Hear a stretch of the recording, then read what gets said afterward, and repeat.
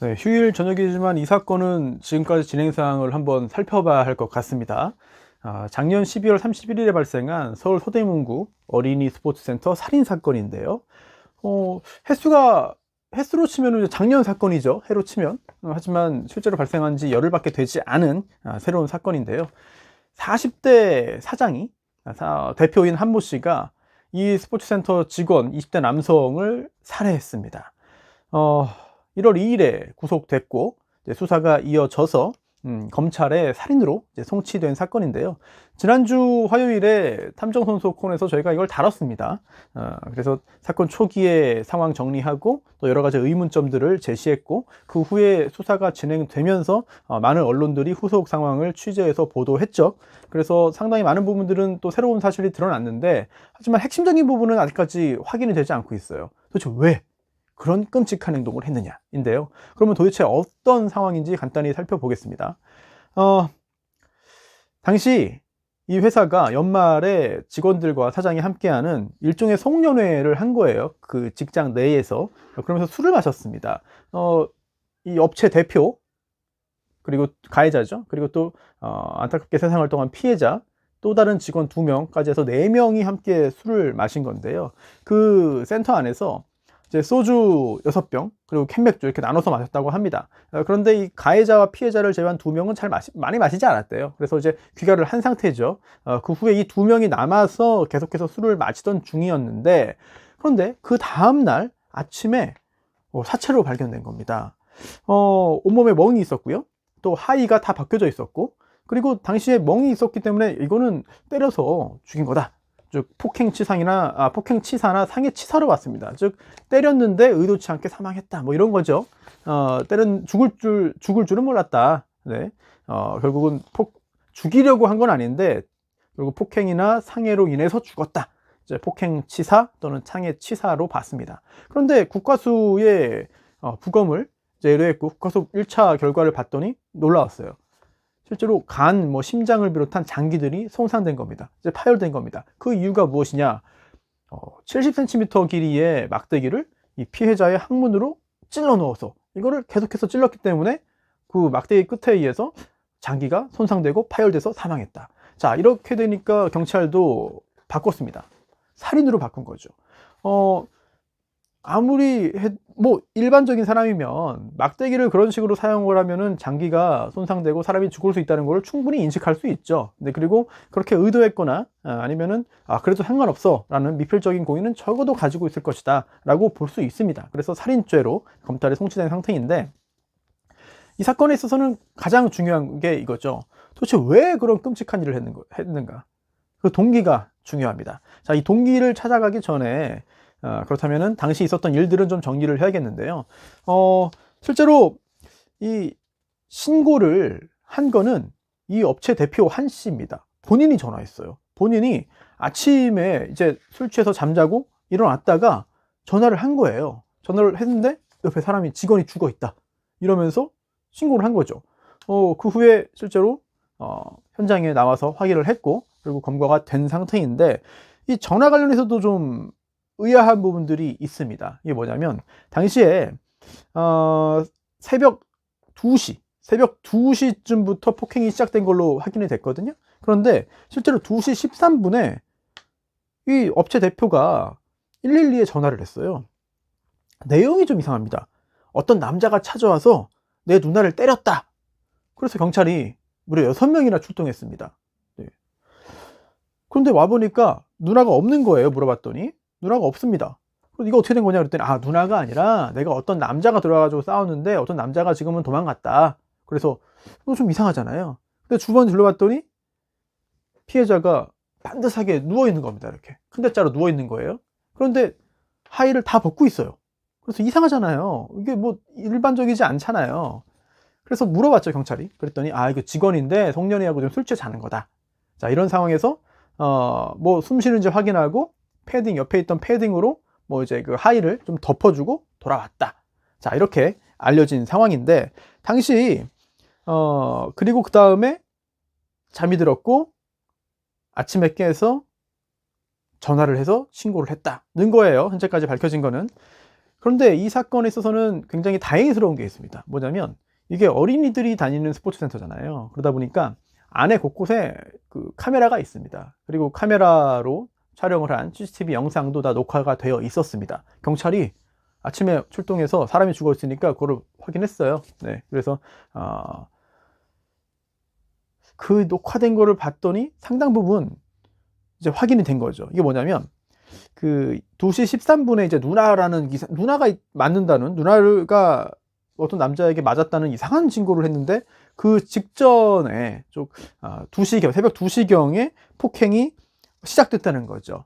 네, 그렇게 폭행이 시작됐는데, 근데 그때 그 전까지는 이제 때린 거예요. 네, 때린 겁니다. 10분 동안 막 무차별 폭행을 했대요. 그렇기 때문에 나중에 그 유가족의 말에 의하면 양쪽 엉덩이가 다 시커멓게 돼 있었고 터져 있었다. 또 얼굴도 마찬가지였고 입술도 그랬다. 뭐 엄청나게 많이 때린 거죠. 그런데 이게 놀라운 사실이 있습니다. 그러면은 막대기를 가지고 한 행동은 도대체 어떻게 된 것이냐, 언제 한 것이냐, 영상에도 그게 있는 거죠. 놀랍게도 2시에 폭행을 시작하고 10분여간 진행한 다음에 2시 13분에 경찰에 신고를 하고, 이상한 신고를 하고, 경찰이 나와서 신고 내용이 맞지 않으니까 뭔가 좀 의아해하고 쓰러져 있는 피해자 본 다음에 덮어주고 돌아간 거예요. 근데 그 돌아갈 때도 술 취한 거, 당연히 술 취했으니까 횡설수설하고 또 뭐 출동한 경찰차에 탔다가 내리기도 하고 또 이상 행동을 했다라는 보도가 나오기도 했죠. 그런데 그렇게 한 다음에 영상을 보니까 신고를 한 다음에 막대기로 몸을 여러 차례 찔렀다. 네, 막대기로 찔렀다는 거예요. 그리고 그 다음에 경찰이 도착하기 전에 이제 피해자가 엎드려 있는 상태에서 했을 거 아니에요. 그 다음에 다 찌르고 경찰이 오기 직전에 다시 돌려가지고 눕혀 놓은 다음에 그 막대도 이제 그 안 보이는 곳에 숨겼다는 거죠.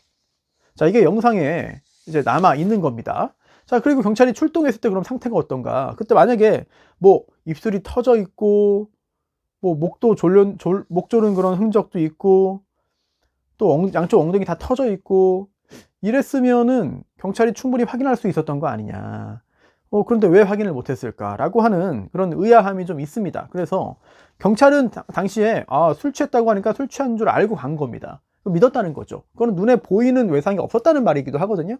그런데 유가족의 이야기는 사실 입술이 터져 있고 맞은 흔적이 역력했다면은 사실 못 볼 수가 없는 것인데 도대체 누구 말이 맞는 것이냐, 이 부분도 굉장히 좀 확인이 필요할 것으로 보이고요. 그리고 또 영상에서 중요한 게 또 이런 게 있습니다.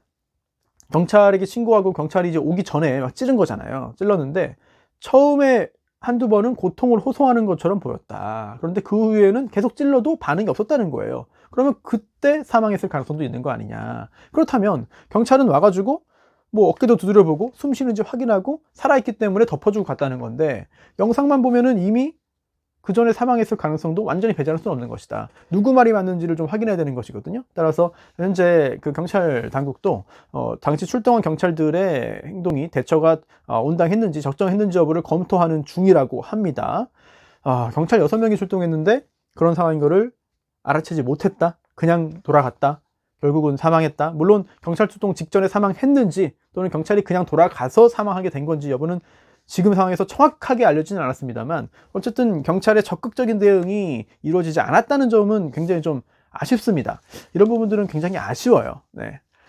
그리고 이제 다음 의문점은 도대체 왜 이렇게 했을까입니다. 도대체 왜 때렸을까? 첫 번째, 왜 때렸을까? 두 번째, 왜 막대기를 그렇게 사용했을까? 두 가지 부분인데, 우선 첫 번째는 이 원장이 이렇게 말했죠.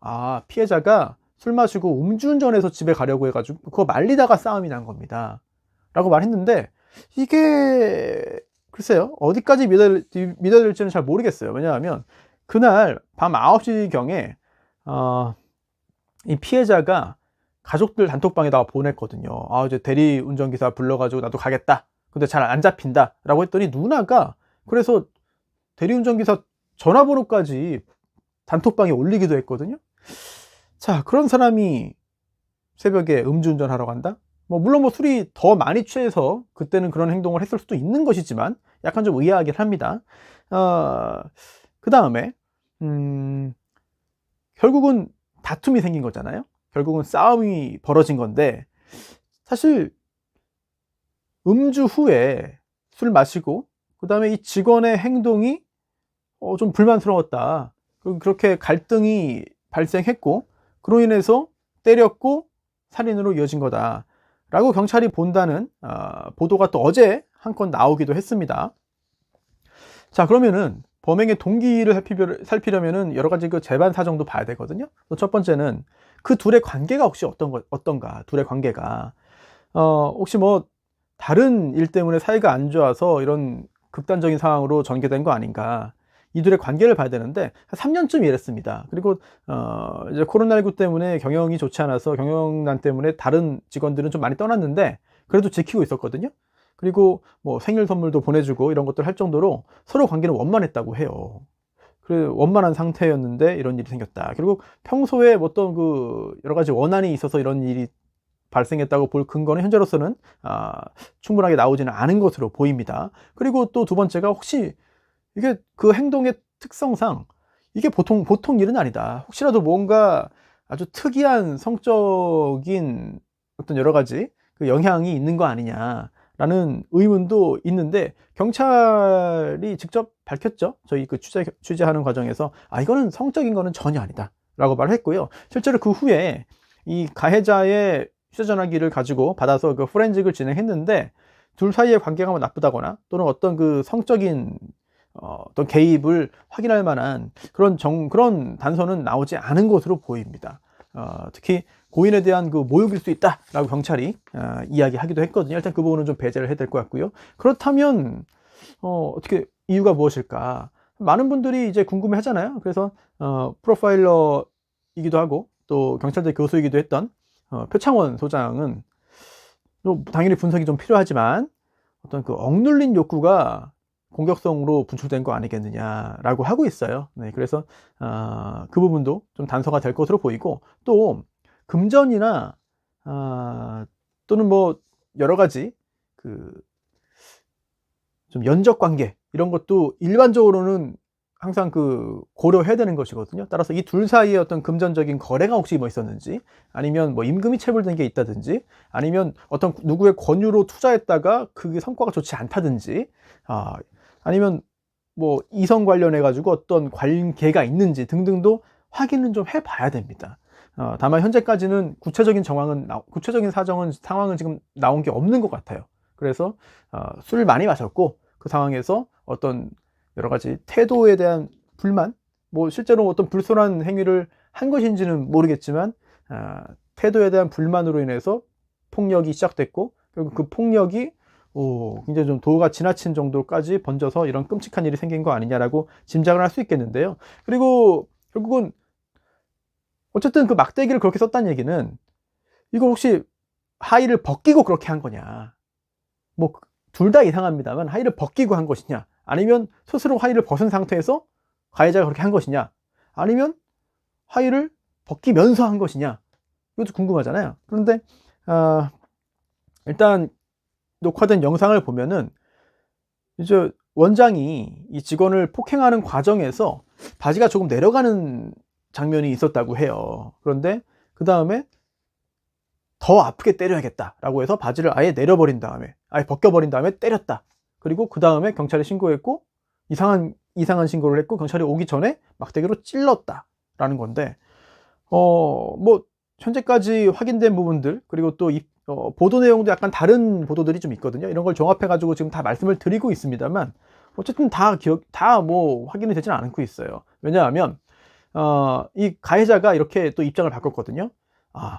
2차 그 술자리 후에 내가 그 직원의 피해자 행동에 화가 나가지고 훈계 차원에서 때린 거다 라고 말을 이제 바꿨어요. 네, 훈계 차원에서 때린 거다 라고 했는데, 그리고 이거는 CCTV 영상과도 일부 이제 어느 정도 연결이 되는 겁니다. 그런데 사실 그럼 때린 건 그렇다 치고 막대기로 왜 그렇게 사람을 죽였느냐, 여기에 대해서는 술에 취해서 기억이 안 난다 라고 말을 하고 있습니다. 근데 한번 술에 취해서 기억이 안 난다고 했다면 정말 기억이 안 날 수도 있는 것이고, 아니면 기억은 하지만 책임을 좀 피하기 위해서 기억이 안 난다고 회피하는 걸 수도 있거든요. 어느 쪽에 가까운지는 정확히 지금 알 수는 없습니다만 실제로 기억이 안 날 가능성도 있어 보입니다. 왜냐하면 신고할 때 이미 그때 찌르기 직전에 경찰에 신고할 때도 현장에 있지도 않은 누나가 뭐 어떤 남자한테 지금 맞았다 이렇게 신고할 정도였잖아요. 또 그 후에 직후에 경찰도 빨리 현장에 왔습니다. 정말 빨리 왔어요. 잘했는데 현장에 온 경찰차에 뭐 탔다 내리기도 하고 뭐 이상한 소리를 한 거잖아요. 이런 거 볼 때 정말 술 때문에 완전히 인사불성이 돼가지고 이런 끔찍한 행동을 특별한 이유도 없이 벌인 것이냐 등등등. 좀 너무 엽기적인 일이 발생했기 때문에 이게 분석이라든지 이런 추측도 참 쉽지가 않은 것 같아요. 어쨌든 이 41세인 이 대표 한씨 살인죄가 적용돼서 검찰에 송치가 됐거든요. 이거는 살인 고의는 인정이 될 겁니다. 이 살인의 고의라는 게 내가 죽여야지라고 해서 다 똑똑하게 기억을 해야만 인정되는 건 아니고요. 막대기를 그런 식으로 막대기를 찔러 넣는다면 사람이 죽을 수 있다. 당연히 뭐 또는 내가 죽이려고 또는 근데 죽을지 모르겠는데 그래도 뭐 죽어도 어쩔 수 없지 뭐라고 했다면 그것도 살인의 고의가 인정되는 거거든요. 따라서 이런 뭐 짧은 것도 아니고 이렇게 긴 걸 가지고 했다는 얘기는 살인의 고의는 인정이 될 겁니다. 다만 구체적으로 왜 그렇게 했는지에 대해서는 결국은 공소장에 기재가 될 것이고요. 또 판결문을 쓰려면은 이 재판을 통해서도 그 부분은 또 여러 가지 검토가 좀 필요하거든요. 판단이 필요합니다. 그러다 보니 아무래도 이해가 안 되니까 뭐 술은 취했죠. 술 취했는데 그럼 그 술만으로는 이해가 안 된다. 혹시 뭐 마약 아니냐. 마약 검사했습니다. 그런데 1차 검사한 결과 이제 음성이 나왔어요. 마약은 검출이 안 된 거거든요. 물론 정밀하게 또 이제 좀 확인을 해보면은 검출될 수도 있습니다만 현재로서는 마약도 아닌 것 같고요. 또 휴대전화 봤더니 뭐 성적인 거라든지 뭐 금전적인 거라든지 뭐 사전에 뭐 이렇게 죽이려고 범행을 계획했던 정황이라든지 아무것도 없습니다. 그래서 현재까지 알려지지 않은 어떤 배경이 있다면 뭐 그건 그대로 충격적인 거고요. 또 그런 특별한 앙심이나 원한이나 배경 없이 그날 술 마시고 태도에 불만이 생겨서 이렇게 때려서 끔찍하게 막대기로 죽였다? 그럼 그건 또 그만큼 또 충격적인 말이 되겠죠. 어쨌든 계속해서 보도가 이어지고 있고요. 이제 검찰로 넘어갔기 때문에 계속해서 새로운 내용이 알려지면 모아서 또 말씀을 드리도록 하겠습니다.